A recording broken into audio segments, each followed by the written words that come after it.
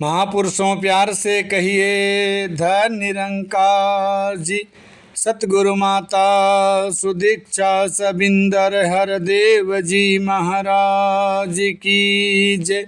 महापुरुषों, सतगुरु की कृपा और आप सभी संत महापुरुषों के आशीर्वाद से एक बार पुनः दास से आप सभी के समक्ष कुछ पुरातन निरंकारी मिशन के साहित्य से सतगुरु बाबा गुरबचन सिंह जी महाराज के दिव्य पावन संदेश, ममतामयी राजमाता जी के दिव्य पावन संदेश आपके श्री चरणों में लेकर के यह दिव्य प्रवचन सतगुरु बाबा गुरबचन सिंह जी महाराज ने 30 नवंबर 1977 को मथुरा में एक विशाल जनसमूह को संबोधित करते हुए दिया था। हुजूर ने फरमाया, सात संगत जी धैर्य निरंकार।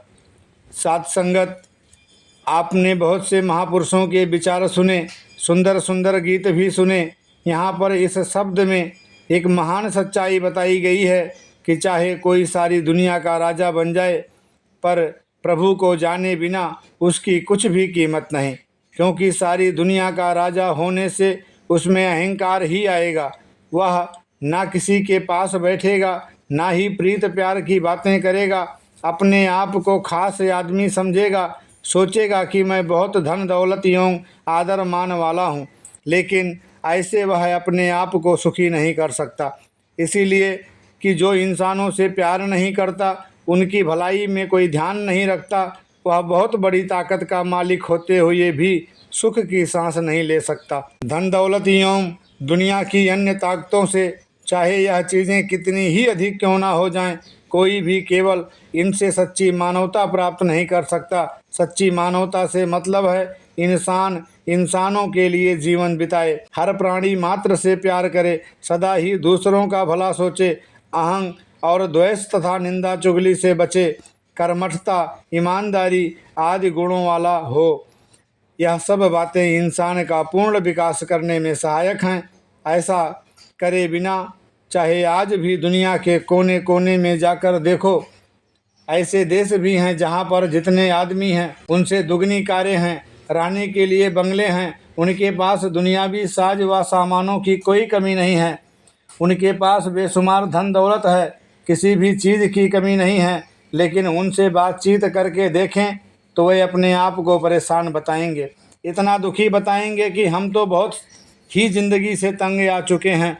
तो इन बातों से जाहिर है कि यदि ज़िंदगी में धन दौलत और दुनियावी साधन ही सब सुखों का साधन होते तो वे धनवान लोग कभी भी दुखी नहीं होते, और जिनके पास बहुत ही धन है वे अपने आप को सुखी समझते, लेकिन ऐसा कभी नहीं होता।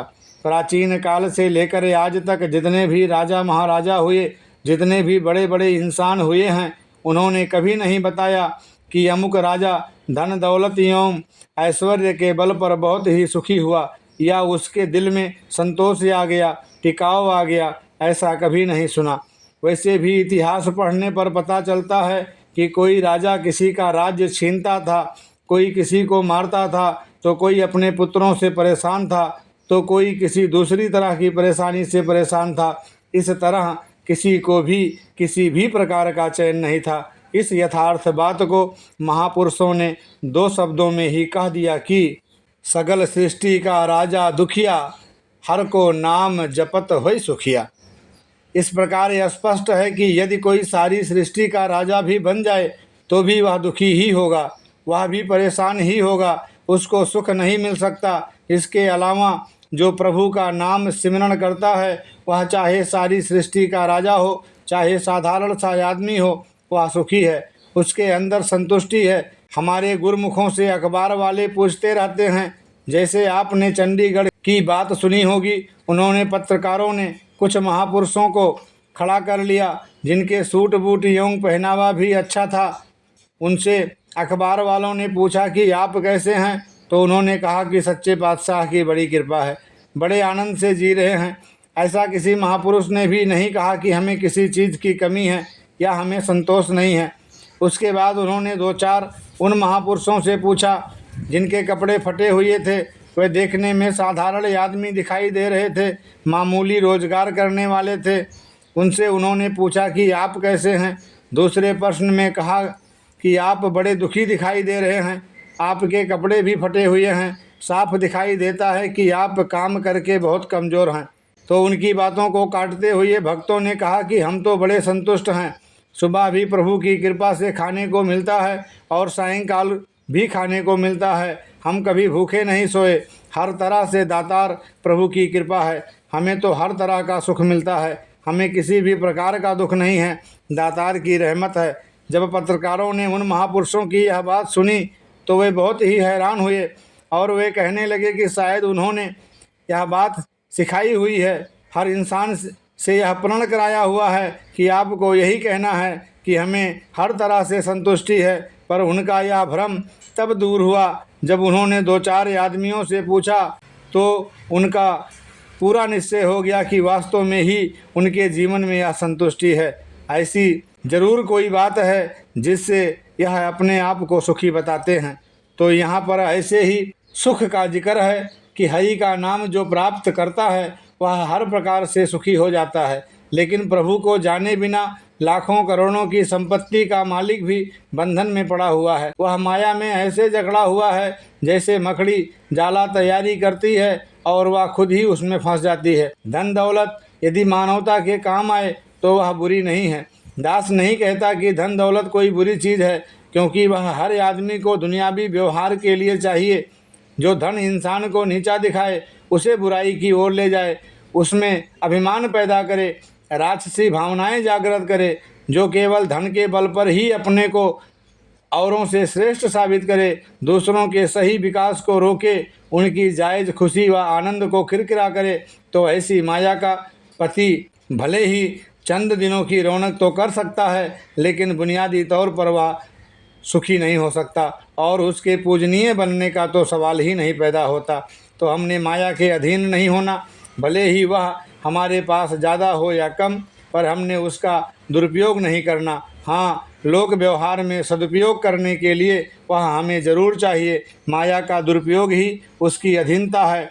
सदुपयोग करना माया की अधीनता नहीं है, बल्कि वह तो कर्तव्य कर्मों की व्यवस्था का ही एक साधन है। इस भावना से माया को बरतने वाला बुरे कामों में उसे कभी भी खर्च नहीं करेगा। जो धन दौलत होते हुए भी साध संगत को मानता है, गुरु की आज्ञा अनुसार चलता है, वह तन मन धन को हृदय से प्रभु की देन समझता है। वह कभी भी नहीं कहेगा कि यह सब मेरा है। उससे जब कभी पूछो तो वह यही कहेगा कि यह सब निराकार परमात्मा की कृपा है। इसीलिए उसकी धन दौलत की सभी चीज़ें मुबारक होती हैं। जितने भी पुरातन ऐसे संत महात्मा हुए, चाहे वे दुनियावी धन दौलत करके गरीब थे चाहे अमीर, दोनों हालातों में उन्होंने प्रभु का शुक्रिया अदा किया।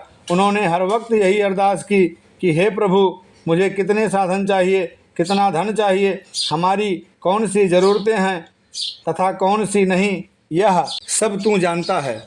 भक्त की यही अरदास और हार्दिक भावना उसको पूजनीय बना देती है। सच्चे भक्त के पास चाहे लाखों करोड़ों की संपत्ति हो, वह उसका कभी भी अभिमान नहीं करेगा, बल्कि वह तो हर वक्त यही कहेगा कि यह सब मुझे ईश्वर की कृपा से मिला है। इसीलिए वह उस माया को शुभ कामों यानी परमार्थ में लगाएगा। इतिहास में ऐसे अनेक प्रमाण मिलते हैं, जैसे राजा जनक, जिनको संत महात्माओं ने विदेह पुरुष भी कहा है, के पास धन दौलत की कोई कमी नहीं थी।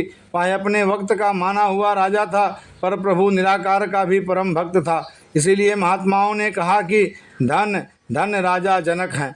लेकिन ऐसे महात्माओं को देखकर बड़े बड़े लोग भुलेखों में पड़ जाते हैं। जैसे सुखदेव मुनि के पिता ने जब उसे ब्रह्मज्ञान की प्राप्ति के लिए राजा जनक के पास भेजा और कहा कि वह तपोनिष्ठ महात्मा ब्रह्म का साक्षात्कार करा सकता है, तब सुखदेव मुनि अपने पिता व्यास जी की बात मानकर राजा जनक के दरबार में गए। तो उन्होंने राजा के बाहरी ठाट बाट, सेना, हाथी घोड़े, महल एवं उसके अंतःपुर की रानियों का श्रृंगार देखकर ऐसा भुलेखा लगा कि वह राजा के दरबार में कई बार जाकर भी यही सोचता रहा कि यह अच्छा ब्रह्मनिष्ठ महात्मा है, जिसके पास सांसारिक ऐश्वर्य के पूरे पूरे ठाट बाट हैं। या कभी भी ब्रह्मज्ञानी महात्मा नहीं हो सकता, या तो खुद ही माया में लिपटा हुआ है। इसलिए यह मुझे कहाँ से ब्रह्म ज्ञान देगा, जबकि मैंने कितने वर्ष बड़ी भारी तपस्या कर रखी है। इस तरह महात्माओं का कथन है कि सुखदेव मुनि लगभग 7 बार विदेह राजा जनक के द्वारे पर गए, लेकिन हर बार उसे मायावी भुलेखा लगता रहा। कभी राजा किसी को फांसी का हुक्म दे रहा है, तो यह हालत देखकर सुखदेव मुनि तुरंत लौट आए और मन में सोचा कि यह अच्छा विदेह राजा है, इसके मन में तो दया भाव ही नहीं है। फिर मुनि अपने पिता के कहने पर राजा जनक के द्वार पर गया तो राजा के दरबार में नाच गान हो रहा था। ऐसी स्थिति देखकर उसने सोचा कि यह तो माया में आसक्त है, ऐसा आदमी भक्त महात्मा कभी नहीं हो सकता। और वह फिर अपने घर लौट आया। तब मुनि के पिता ने फिर वहीं के लिए मजबूर किया और कहा कि ब्रह्म ज्ञान की प्राप्ति तो राजा जनक से ही होगी, वहीं जाओ। तो वह पिता की बात मानकर फिर राजा जनक के दरबार में गया तो वहाँ का वातावरण देखकर उसके मन की हालत बिगड़ गई। भाव यह है कि इस प्रकार वह हर बार कोई ना कोई भुलेखा ही लेकर आया और उसके पिता ने बार बार चेतावनी दी कि राजा जनक पूर्ण ब्रह्मवेत्ता विदेह पुरुष हैं। इस तरह उसके पिता ने जब अंतिम बार मजबूर किया और कहा कि तुम पक्का इरादा करके आत्मसमर्पण भाव से जाओ और श्रद्धा पूर्वक अपनी ज्ञान की लालसा राजा के सामने रखोगे तो तुम्हें जरूर ज्ञान मिल जाएगा। हाँ, तुम्हें अपने योग का अभिमान तथा अपनी बुद्धि की होशियारी तो अर्पण करनी ही पड़ेगी, पर अब की बार बिना ब्रह्म प्राप्ति किए मेरे पास मत आना। अगर तुम्हें मेरी बात पर विश्वास नहीं है तो तब सुखदेव मुनि पक्का इरादा करके राजा जनक के द्वारे ज्ञान की सच्ची भूख लेकर गया। तो कहते हैं कि राजा के द्वारे पर जाकर उसने संदेश भेजा कि सुखदेव मुनि राजा जनक से मिलना चाहता है। तब राजा ने जवाब में भेजा कि अभी मैं किसी काम में व्यस्त हूँ, इसलिए नहीं मिल सकता, और उसको कह दो कि वह बाहर ही इंतजार करे, जब हमें समय होगा तो हम बुला लेंगे। कहा जाता है कि राजा जनक के यहाँ बहुत बड़ा भंडारा था, संत समागम था, इसलिए लंगर का प्रोग्राम चल रहा था। तो लोग भोजन खाकर पत्तल वहीं फेंक रहे थे जिधर सुखदेव मुनि बैठा था। इस तरह पत्तलों में लगे जूठे भोजन से उसके कपड़े आदि खराब हो गए। लोक प्रचलित है कि सुखदेव मुनि उन पत्तलों के ढेर में दब गए और फिर राजा ने समय मिलने पर बुलाया तो नौकरों ने उसे वहां ढेर से निकाला तथा राजा के सामने हाजिर किया। तब राजा ने कारण पूछा कि आप कैसे आए। इस पर सुखदेव मुनि ने अपने बार बार आने की तथा साथ ही राजा के राज कामों को देखकर हुई शंका को भी राजा के सामने रखा और कहा कि महाराज, मेरे पिता महर्षि व्यास ने आपके पास ब्रह्म ज्ञान प्राप्ति के लिए मुझे बार बार भेजा है, पर मुझे आपके दरबार में आकर यह समझ नहीं आई कि आप इतने ऐश्वर्य व ठाट बाट में पलते हुए, फांसी तक का हुक्म देते हुए, गृहस्थ के मोह में फंसे हुए, नाच गान का तथा अन्य सभी सांसारिक आनंद लेते हुए, सब पर शासन करते हुए कैसे योगी हैं, कैसे विदेह हैं। क्योंकि मैं भी बहुत वर्षों तक योग विद्या अपना चुका हूँ, सब सांसारिक झंझटों से दूर रहकर फिर आप मेरे सामने कैसे विदेह पुरुष हैं। आपको तो मैं भोगों में लिपायमान देख रहा हूँ, इतने पर भी मेरे पिताजी ब्रह्म प्राप्ति के लिए आपके चरणों में आने को मजबूर करते हैं। तो मैं कई बार यहाँ से जाकर फिर आपके चरणों में आ गया। अब आप कृपा करके मुझे अपने विदेह और माया से निर्लेप होने का रहस्य समझाते हुए मुझ पर ब्रह्म ज्ञान की भी कृपा करो।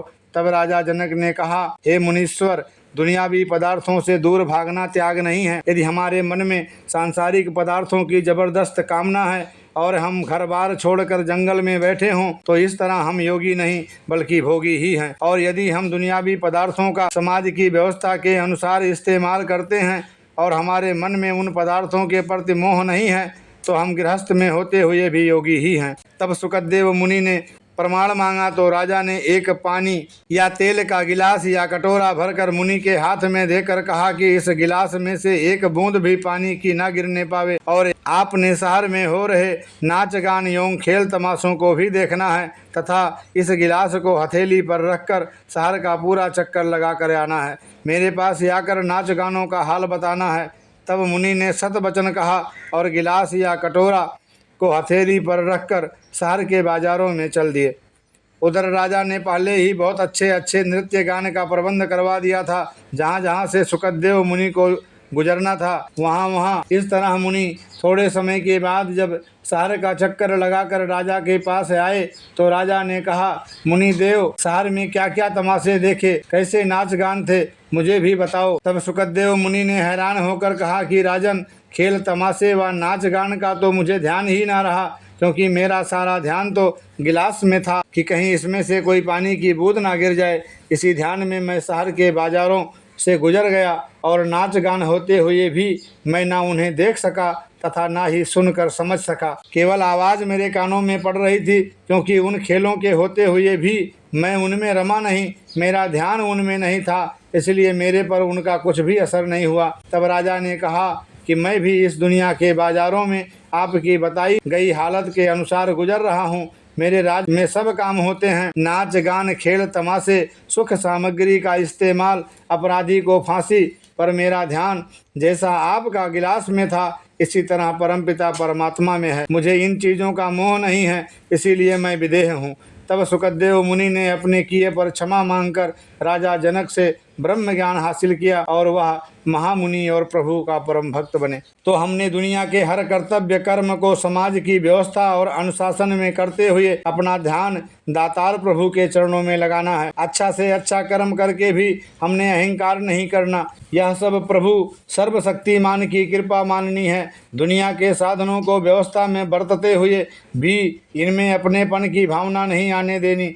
इस तरह हम दुखों व परेशानियों से बचे रहेंगे। जैसे हम किसी शादी में जाते हैं बाराती बनकर, तो आगे हमारी हर प्रकार से खिदमत होती है। हमारे स्नान पानी का बहुत ही अच्छा प्रबंध होता है, वहाँ पर हमारे रहने का अच्छा प्रबंध होता है, अच्छे बिस्तर आज होते हैं, हमारा आदर सत्कार भी अच्छा होता है, हमें अच्छे से अच्छे बर्तनों में बढ़िया से बढ़िया खाना दिया जाता है। इस तरह हमें हर तरह का सुख दिया जाता है। भाव यह है कि वहाँ बारात में जाने पर हम ज़रूरत के अनुसार हर चीज़ को व्यवस्था और अनुशासन में इस्तेमाल करते हैं, पर हम यह कभी नहीं कहते कि यहाँ पर जो बिस्तरे बिछाए गए हैं वे हमारे हैं, ये बर्तन हमारे हैं, ये सब चीज़ें हमारी हैं। हम तो केवल उन चीज़ों का सुख लेकर लौट जाते हैं, उन चीज़ों से हमारा कोई मोह नहीं होता। इसीलिए कोई गिलास या प्लेट टूट जाती है तो हमें कोई दुख महसूस नहीं होता।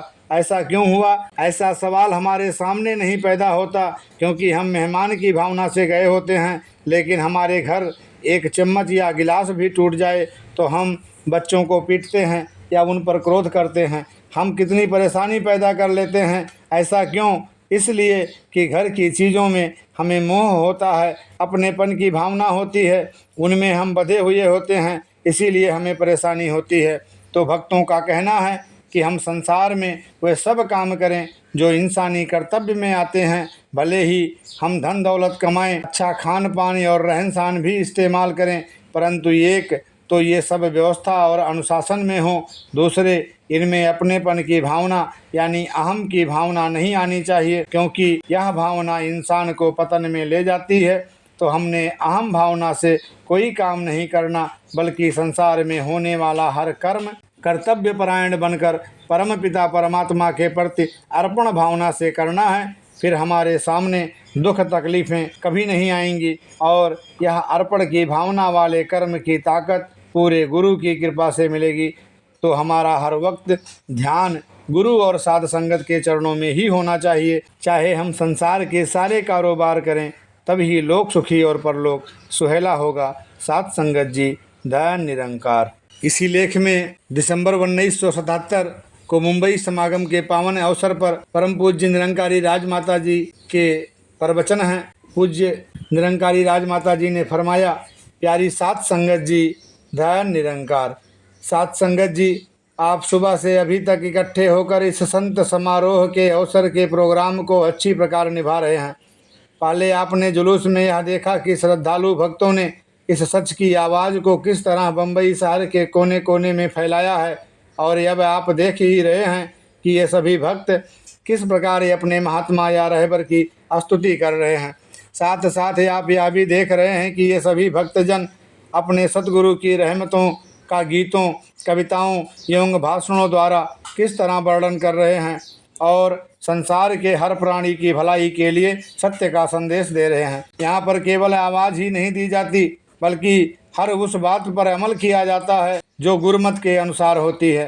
पहले अमल कमाकर फिर संदेश दिया जाता है। इनके संदेशों का अमली रूप प्रत्यक्ष ही मिलता है। कोई लुका छिपा कर ये कोई बात नहीं करते, जिस तरह ये सभी भक्त जाति पाति को बिल्कुल नहीं मानते। और इसका सबसे बड़ा प्रमाण यह है कि अभी आपने गुजराती भाई की भी आवाज़ सुनी, पंजाबी, मराठी, महाराष्ट्री, बंगाली एवं राजस्थानी आदि अलग अलग प्रांतों तथा अलग अलग वेशभूषाओं एवं बोली बोलने वालों को भी सुना।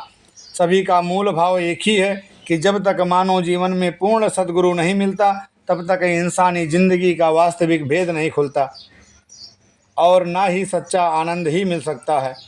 जिसको इस रहबर से सुख एवं आनंद मिला है, जिस ढंग से मिला है, उसने उसी ढंग से स्टेज पर आकर अपने बयान कहे हैं। जैसा कि मैंने पहले कहा कि ये लोग केवल आवाज़ ही नहीं देते बल्कि कही हुई बात को कर्म में ढालकर ही चर्चा करते हैं। हम सब भाई भाई हैं, इंसान की कोई जात पात नहीं होती।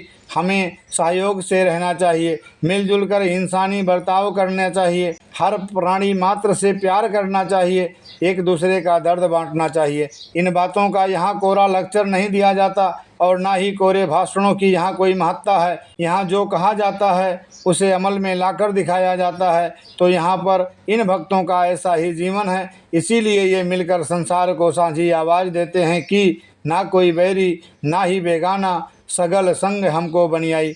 ये सारी दुनिया को बताना चाहते हैं कि हमारा कोई बैरी नहीं, ना ही हमारे लिए कोई अपना पराया है, ना हिंदू मुस्लिम सिख ईसाई आदि के जात पात का कोई झगड़ा, क्योंकि हम केवल इंसान हैं।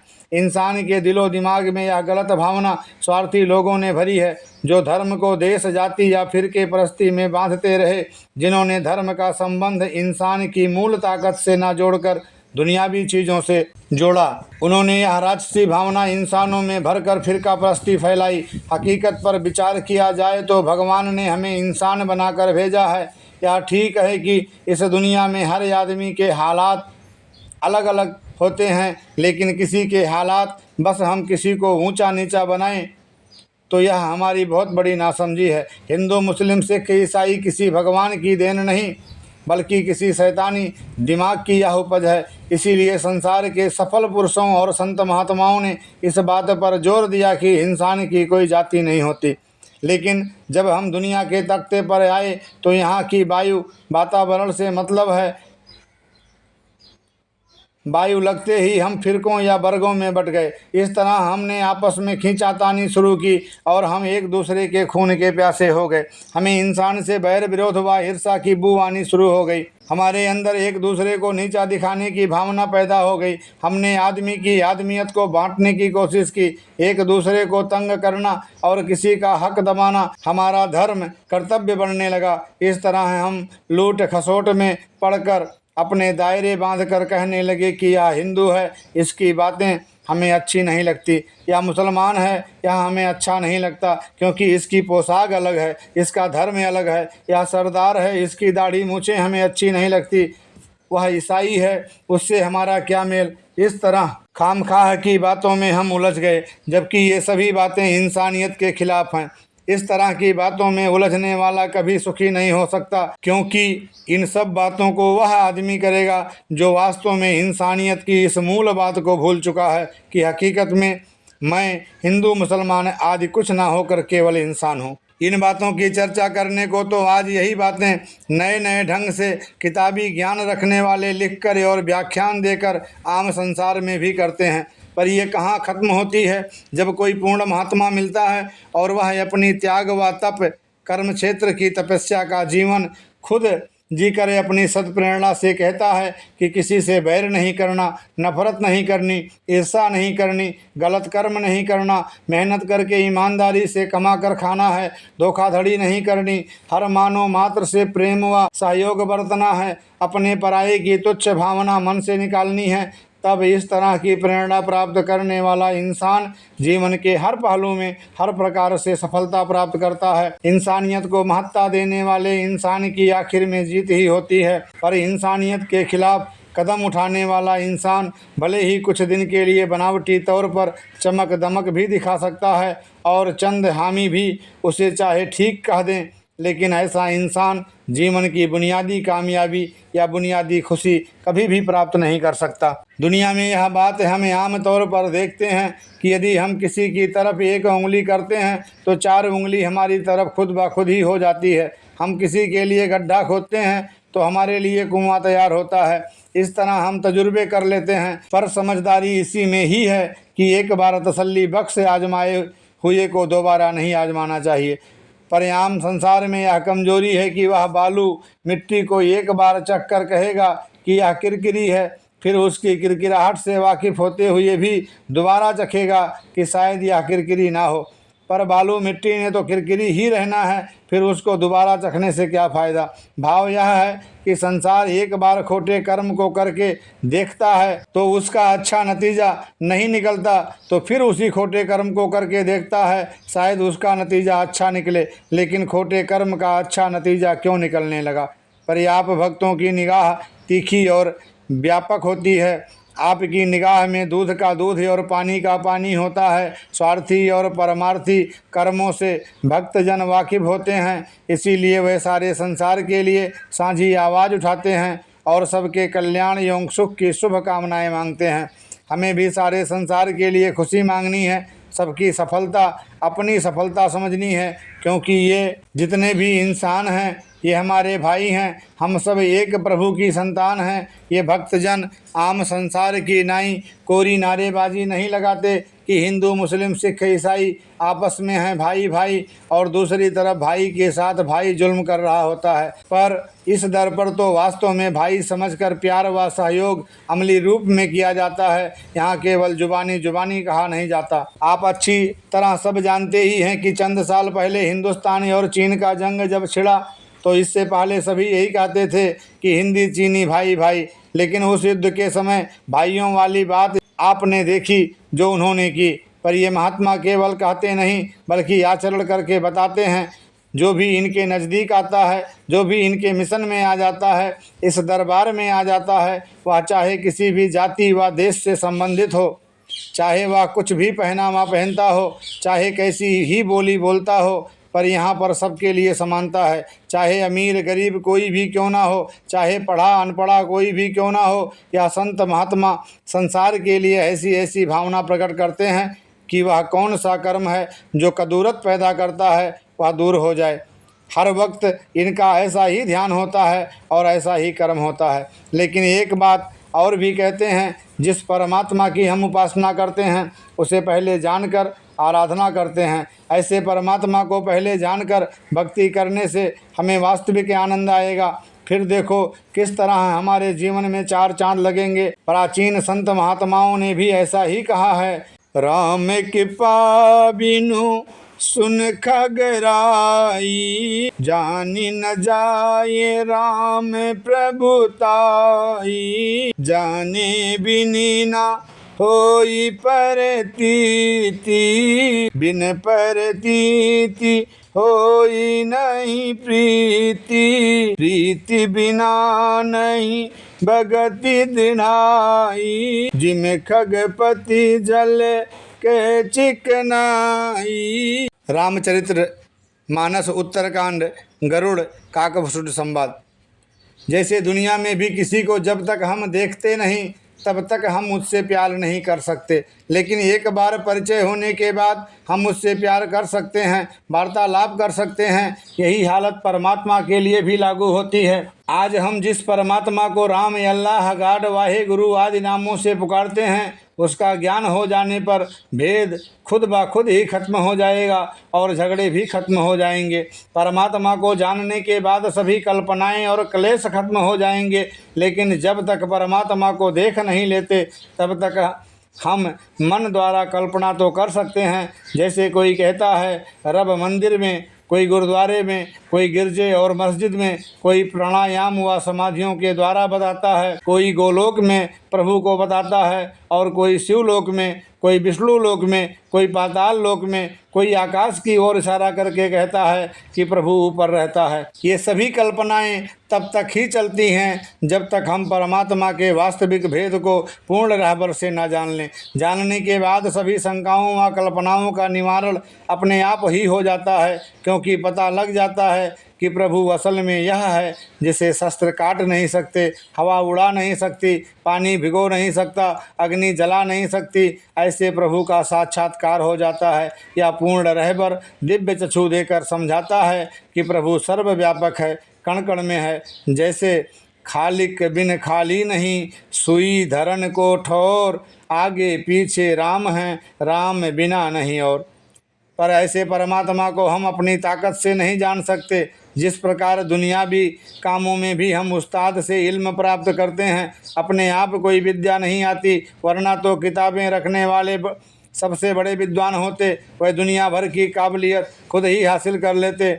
लेकिन ऐसी बात नहीं है, यह सब तो उस्ताद से ही मिलता है। इसी तरह आत्मज्ञान का अटल नियम है कि यह पूरे सद्गुरु की कृपा से ही मिलता है, अपनी ताकत से नहीं। जैसे सो जाने जय देव जनाई, प्रभु को जानकर आचरण करने वाले की मानसिक स्थिति विश्वव्यापक रूप ले लेती है, उसका हार्दिक विस्तार हो जाता है। इसीलिए कबीर साहिबान ज्ञान के बाद की अवस्था का वर्णन किया है। अब तो जाय चढ़ो सिंहासन, मिलबो सारंग पानी, राम कबीरा एक भय हैं, कौ न सके पहचानी। इसी प्रकार गुरु का महत्व कितना ऊंचा होता है।